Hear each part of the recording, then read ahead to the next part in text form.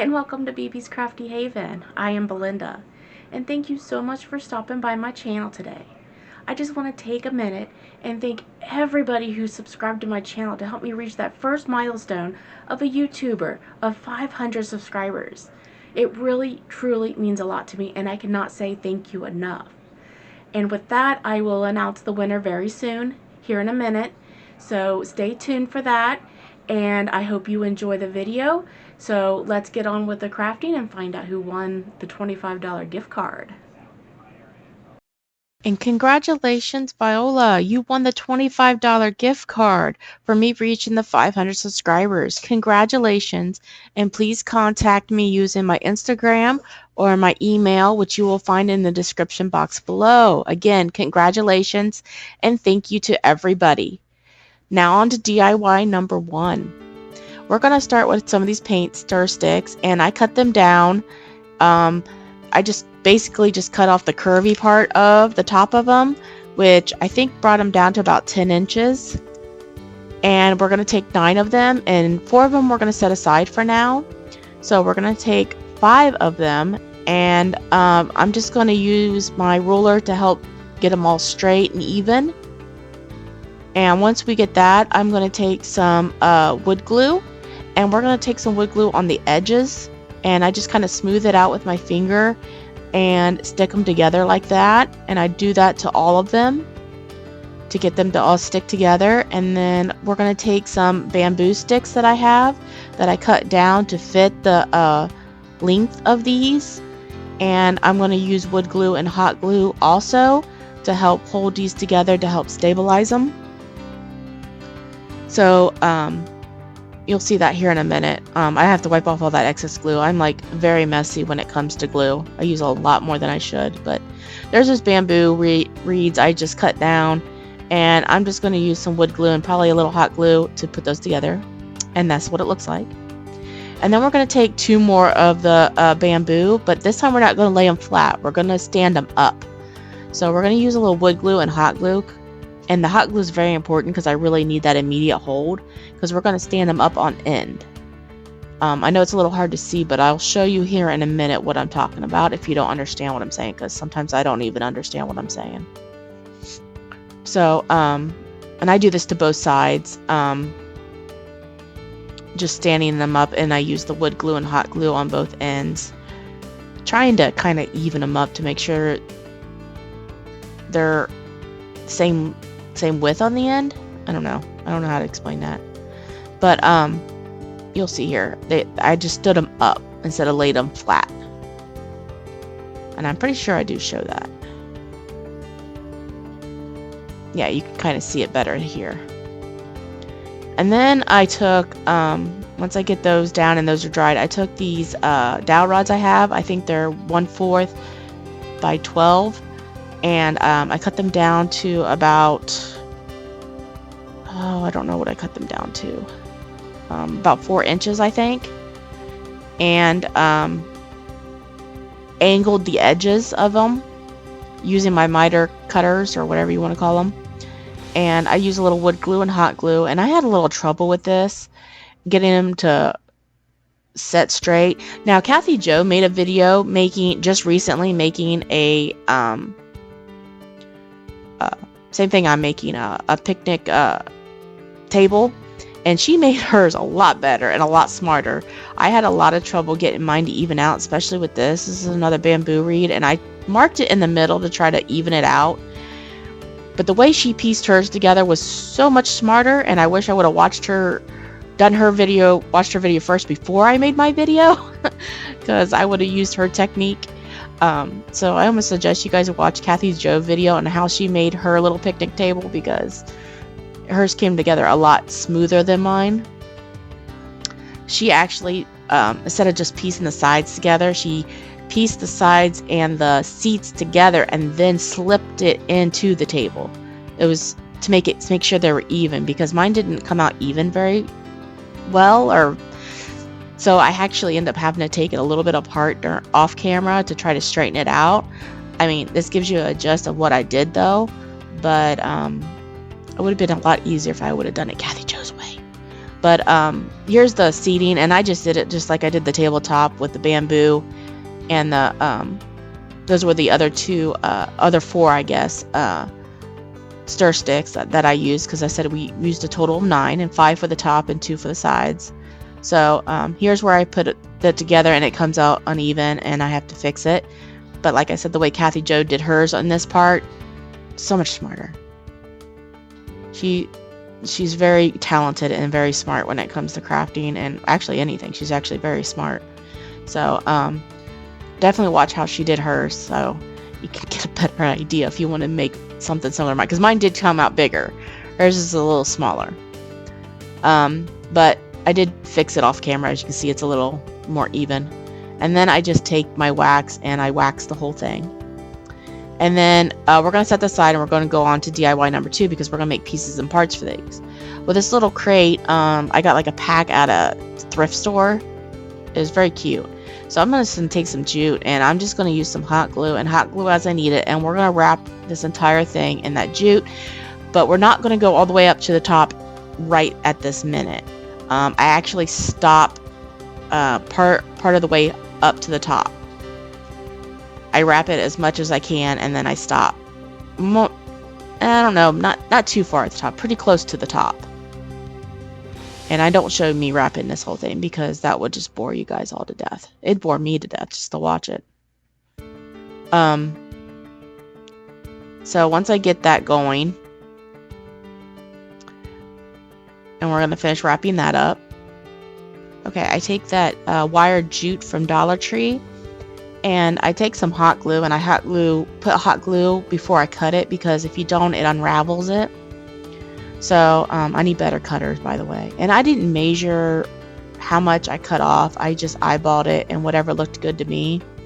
So here I am, just using hot glue to hot glue the end and to keep it all together. And then I take the second one and just measure it the same length. And then I use more hot glue before I cut the wire again to keep it all together. And I definitely need better cutters, because I use like 2 or 3 cutters just to try to get this cut.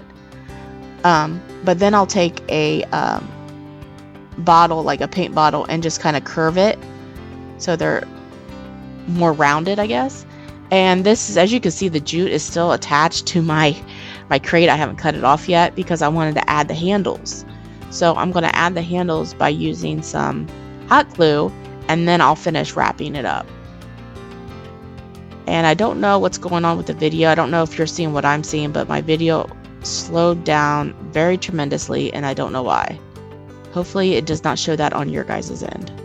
But I do end up finish wrapping the jute around it and hot gluing as needed. Okay, once I get all that wrapped up, I'm going to take this red fabric that I got from Dollar Tree, and my thought was I wanted to put it in there so the edges were, I don't know, a clean edge, I guess. So I thought I'd kind of glue it upside down, if that makes any sense. As you can see what I'm trying to do, and it didn't quite work out like the way I thought. Maybe the best way to do this was to put the fabric in first, then wrap the jute around it, so then the jute could cover it up and then have a more clean edge and around the edging. You could see that I'm kind of struggling with this. I don't know, my brain must have been turned off when I was doing these crafts, because I'm watching this thinking, why did I do it that way? There was so much an easier way of doing that. So learn from me. I did it the dumb way. I'm pretty sure there's an easier way of doing it. Like I said, probably putting the fabric in first and then wrapping around the jute would have probably been easier. But there's our little basket, little Red Riding Hood, our little pretty basket. We're gonna put that aside, and now we're gonna start on 3, which all this goes into that picnic basket, or the picnic table, by the way. So I got that from this little easel I got from Dollar General a couple years ago, and those letters I painted in my white by Apple Barrel, and they're like 1/2-inch letters that I got from Amazon, and I just put summer fun on this. And on this sign, which barely fit the word summer, but I squeezed it in. I made it fit. So that's why I started with the letter S, and then I put the R on the end to squeeze in the middle parts. And then my S ended up totally goes crooked on me, but I end up leaving it. And I can't believe I left all this in to show you guys how to glue letters on. I should have left some of this out. This video is kind of long. I don't like having my videos more than 30 minutes. So, but there's that. And now we're going to go on to part 4 of our picnic table. And I got this fabric from Amazon many years ago. And I'm going to take my Taglines tacky glue, and we're just going to kind of like hem the edges up. And I'm just going to put that glue down and just kind of fold over the edges. Luckily, this fabric has lines on it, so it was easy to keep everything straight. And I do this to all 4 sides of this fabric. And I think I just show me putting two of them together for you. 2 sides together. I don't show all 4 because it's basically the same thing all the way through.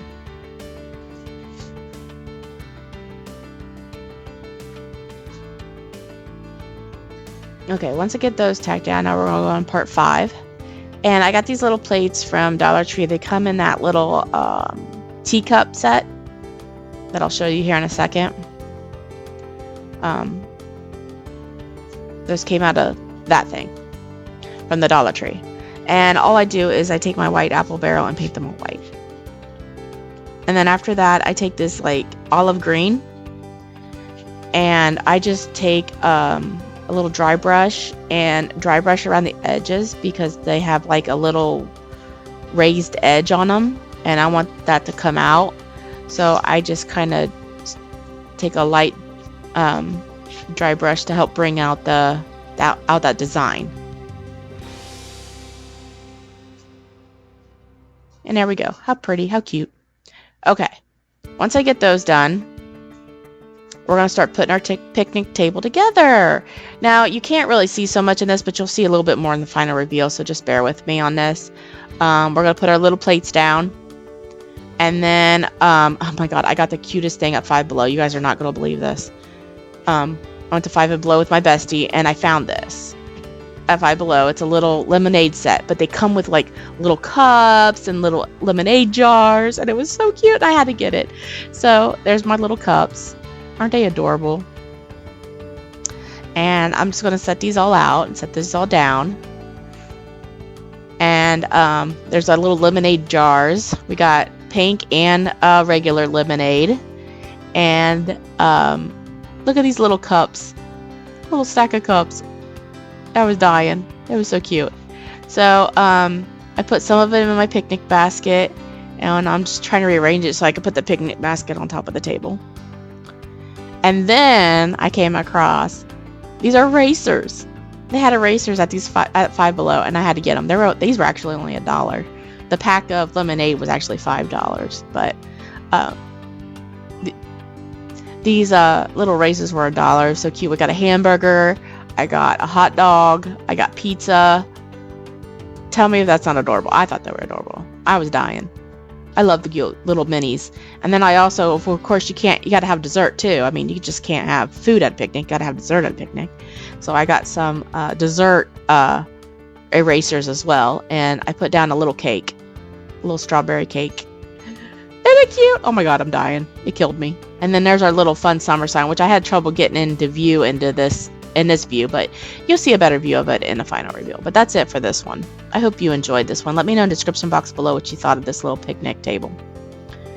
Now this one, this DIY kind of goes with the picnic table theme, but this is like my ultimate favorite of the entire year that I've made so far. And I took some shims that I got from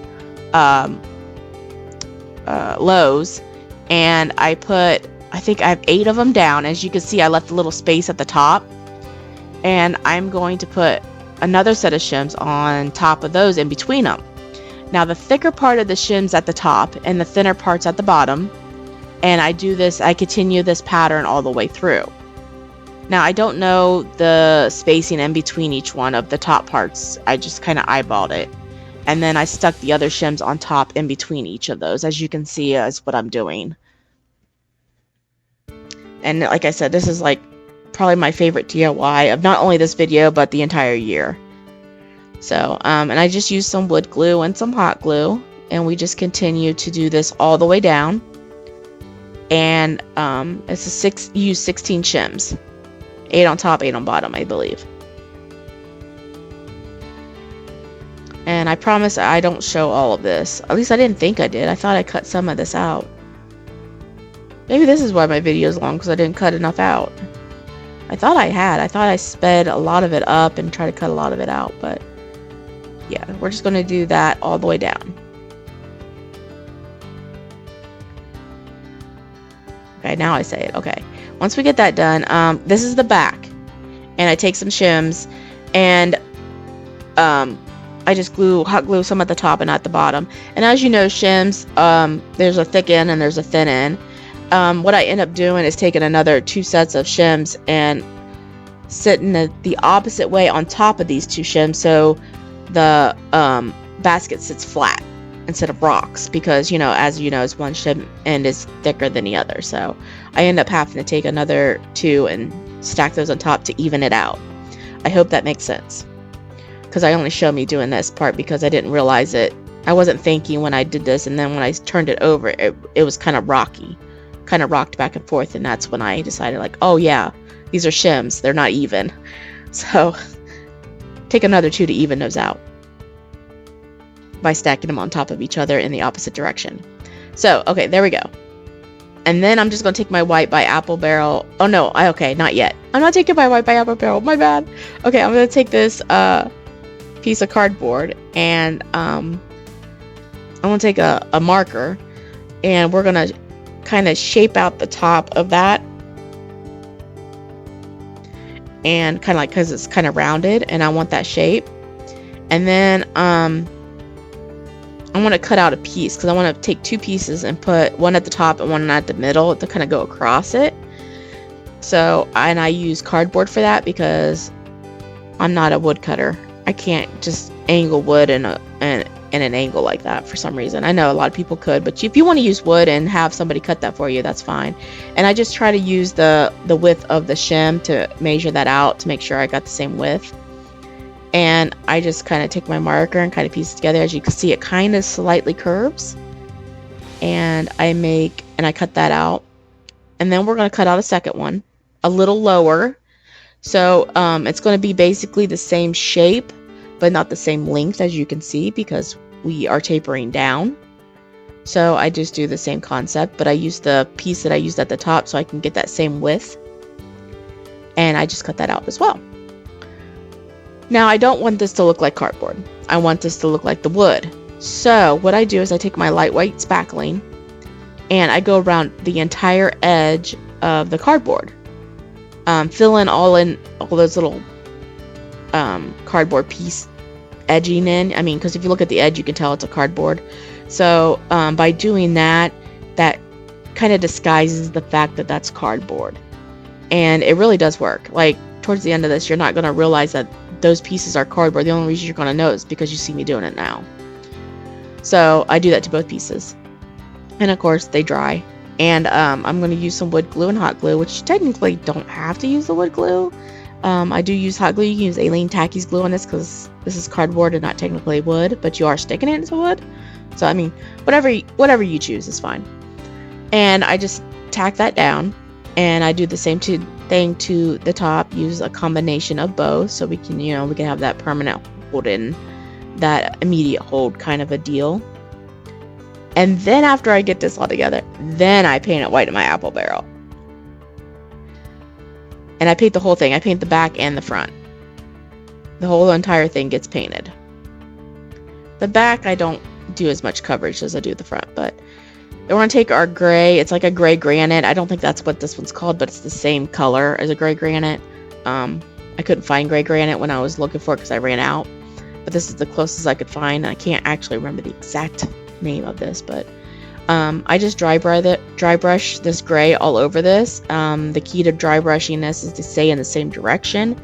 I do go a little heavy-handed on some spots, but I just went back with my white from Apple Barrel and just kind of dry brushed the white back over some of the heavier spots. And I do that off camera, but same concept as you see me doing now. I'll just take the white and go back over some of those heavier spots. But I just dry brush that all over that. And then we're going to take our antique wax, and what I do with the antique wax is a little different. It's still dry brushing, same concept, but I want to stick to the edges, like the edges like of each wood piece. All the edges, like in the middle, on the edges, down the bottom, on the sides. I don't like completely dry brush the whole thing, I guess is what I'm trying to angle at, but you can see I'm kind of going in between those wood pieces. And then I'll start doing the edges of the cardboard right there to try to cover up, or not to cover up, but try to rustic it up as much as I can without trying to overdo it, because I have a tendency to overdo things. But that came out so amazing. I love it.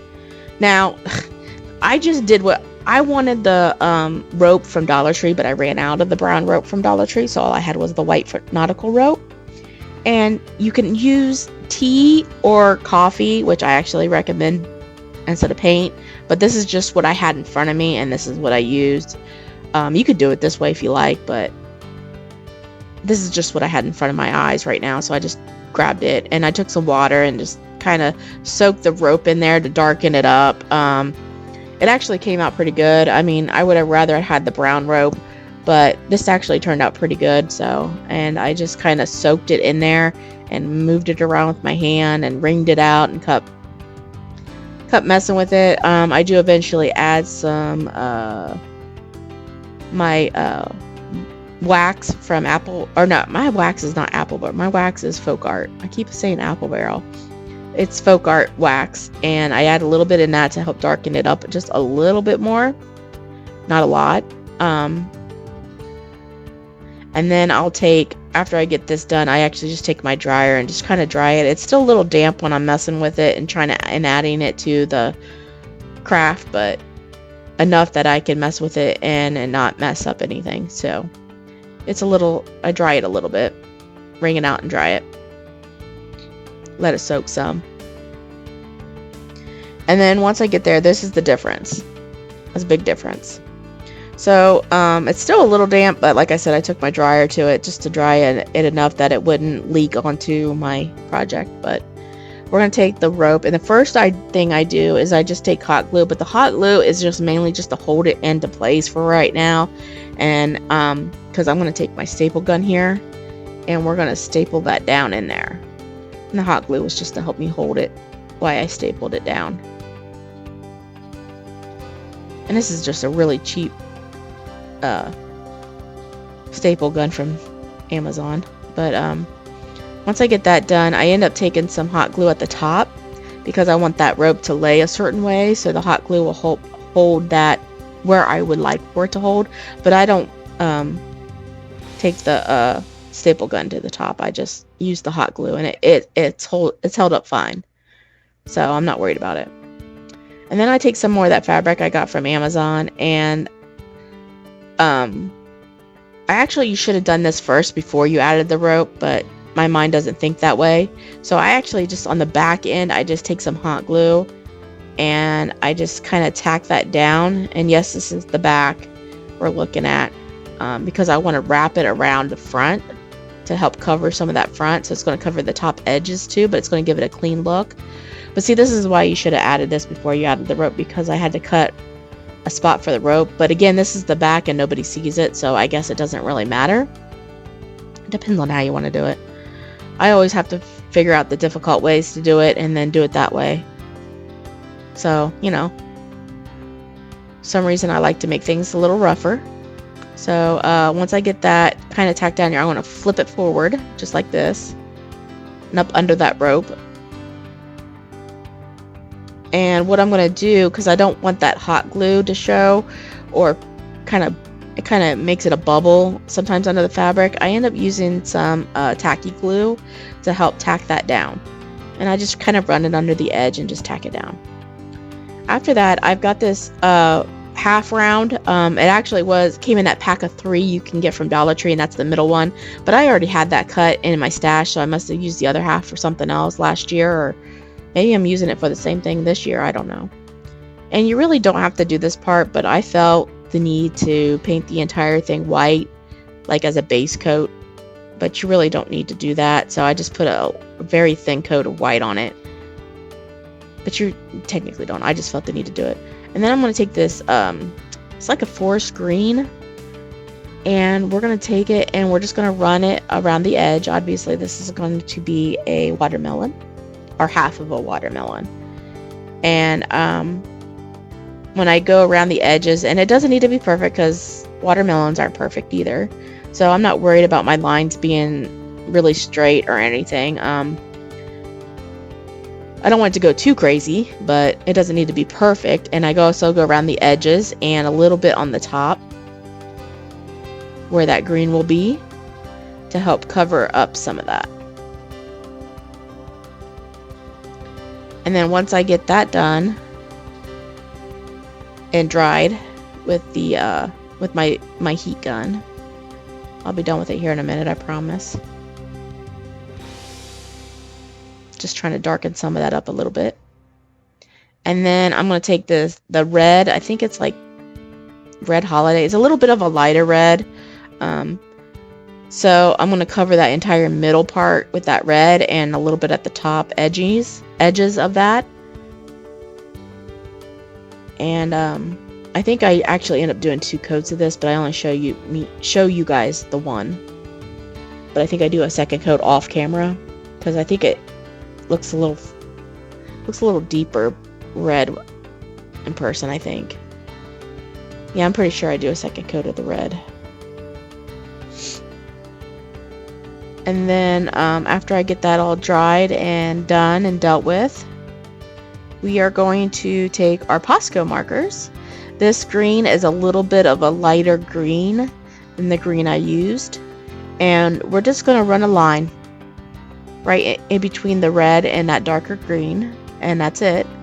And I'm going to go also on the top edge of that too and kind of fill that in a little bit too, where it would meet up like that, to keep it all uniformed, I guess. And then after that, I'm going to take my white, and I don't think I mixed it up very well, or shook it very well, because it was kind of watery. So but I do like little squigglies just to kind of make it a whimsical kind of piece of watermelon, I guess that's the word to use. And I go over that twice because, like I said, I don't think I shook up my Posco marker enough and it was kind of watery. So I just go back over it a second time. But you can use a paintbrush if you don't have markers or whatever. And then we're going to take black, and I'm going to go around the edge of it and just kind of do some like a dot line kind of a deal all the way around that green bottom part. And then of course I'm going to use the black to make like little teardrops for the seeds, and I'm going to do that of course all in the middle in the red. And you'll get a closer look of it up here in a minute. I'm just going to quickly do my little seeds real quick. And I'll get those done here in a second. And I just randomly put them in there. No biggie dealy. And then I'll give you a little quick close-up of that. And you'll see more of it in the final reveal. So, there you go. And then I got this tag. I'm not sure if I got it from Walmart or Hobby Lobby. But we're going to paint it. Oh, and those letters, those are 1/2-inch letters, which, by the way, I paint those in my white by Apple Barrel. And then I'm going to take this, like, that dark green that we used, same green we used for the other one, and I'm going to do the edging of this tag in that green, and then I'm going to do the middle part in the red. It's going to look like a watermelon, basically. Same concept. No black, though. And then we're going to take our watermelon, and I take a pencil to mark out where I want it so I know where to put the glue. And we're going to put that around there. And I just use a little wood glue and hot glue around there, around all that edges. And we're going to stick our watermelon right on there. And then I tied like a little shoestring kind of a bow with raffia. And we're going to put that on the top of our watermelon. Or kind of catty cornered it on the melon right there. And kind of floof it out there a little bit. And then once we get that done, I got these little berries. You get them from Dollar Tree. I got the white and green and then the red. And I think you get them in, like in the fall. But I'm going to kind of wrap it around our little basket. And right now, all I'm doing right now, you really don't have to do this if you. This is optional. But I took a little hot glue and kind of hot glued some of that down just to mainly keep it where I wanted it to, because I'm going to use my staple gun on the back of it. But I kind of wanted to tack that into place to help hold that down for me. So I'm going to flip it here and kind of take those two pieces and kind of piece them together and take my staple gun and staple those down.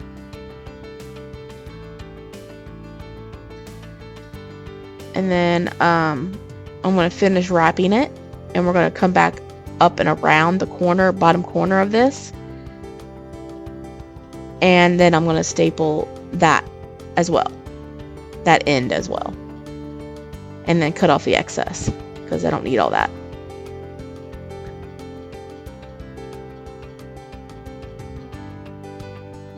And then after we get that, still got a couple more things because we got to add our sign. And here is our sign. Okay, I did add black. I did add stitching. And then I added some beads too, and I just colored them like a watermelon. I don't know the size of the beads, but I just fed them through the jute.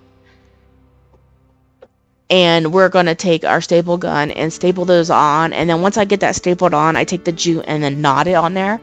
So this thing will like go nowhere. So this little tag is not, it's staying put forever. So once we get that on, there's our little tag. Ah, so cute. Okay, and then I took a messy bow. I took a bunch of fabric, crisscrossed it, took jute, tied it off, and shook it out, and that's what you get. That's a messy bow. They're pretty easy peasy. A lot of crafters do it. If you need instructions on how to do it, you can just message me and I'll walk you through it. It's pretty easy. But that's what we have so far. We're going to add a hanger, and I'm taking some of this wire I got from, I think, Hobby Lobby, and I'm going to tack it to the back, and we're going to staple it. And yes, there is some hanging off, but I have some hanging off at the end of the staple for a reason, because what I'm going to do is, after I get those stapled in, I'm going to take it and wrap it up, bring it up and wrap it like that. Exactly what you just saw, to help hold it in a little better, to help give it more stability. So that really helps a lot. And this thing has been up for a couple weeks. I got this video out way later than I wanted it to, and I apologize. This should have gone out days ago, and I just got really tied up. So, oh, I added a star too. All right, now we're on to our final reveal. Here you're going to get a little bit of a better idea of the picnic table, and it still doesn't, the camera still doesn't do it justice, but it came out so cute. I love it. It's like a picnic basket tiered tray kind of a look. I like it, and I can add to it, and I didn't glue anything down or anything, so I can change it out if I want. So, but I love how it came out. It's adorable. And yeah, I'm gonna put it on our table. It's just too cute. And then here is my ultimate favorite. I love how this turned out. This turned out so good. I impressed myself with this. I absolutely in love with this. I am keeping this 100% to myself. I'm being selfish. Nobody is getting this. This is mine. Maybe I'll make another one if somebody else wants it, but I love it. It was pretty easy to make, and I enjoy it. Well, let me know in the description box below what you think of everything today, and thanks again for stopping by my channel, and a million times thank you for helping me reach that goal of 500 subscribers. And Viola, please contact me as soon as you can so I can send you that gift card, and I will see everybody on my next video. Thanks again for stopping by.